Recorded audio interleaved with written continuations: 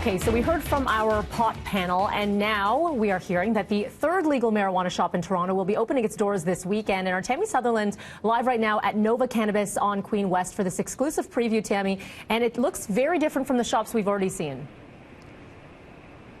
It does, for sure. One difference that we've just noticed now is you can see here that they actually grow weed to music. Yep.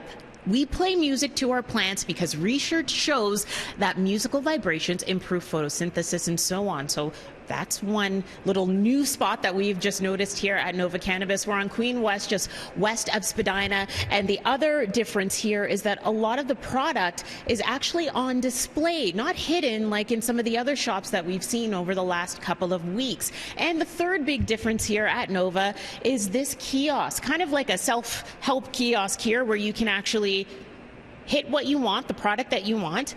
You can scroll through the menu, pick an order, and then pick it up at a counter where you're going to pay and where your ID is going to be checked. Now, this will all open up officially as of Saturday, and it's just a coincidence, funny enough, that Saturday is April 20th, 420, of course, a day where weed is celebrated right across the planet.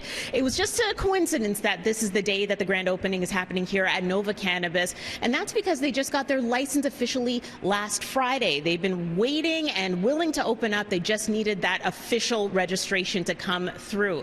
Now, because they didn't open up on April 1st, though, fines apparently will be applied, and they could go as high as $25,000. Coming up at 7 o'clock, we'll be talking to one of the operators here at Nova Cannabis just to get some of the excitement and some of the details behind their big grand opening on Saturday. Mel, I'll send it back to you. All right, Tammy, thank you so much for that. To world news now, France is putting out an international call for help in the design of a new spire to cap off a rebuilt Notre Dame Cathedral.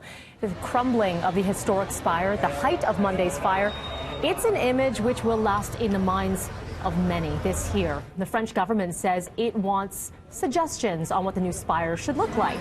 Should it be a replica of the one which adorned the 850-year-old structure, or maybe it's something different, perhaps a mix? Preliminary work on the rebuild has already started. France's president wants this work to be done in 5 years.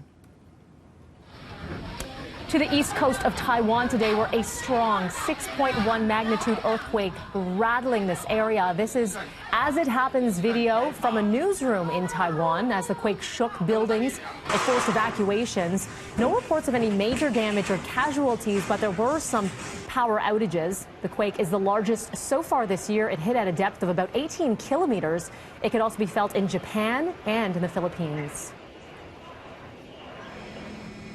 The search is over for a woman wanted in connection with making threats, shutting down nearly 20 Denver area high schools, including Columbine. The body of 18-year-old Sol Pais was found yesterday, dead of an apparent suicide.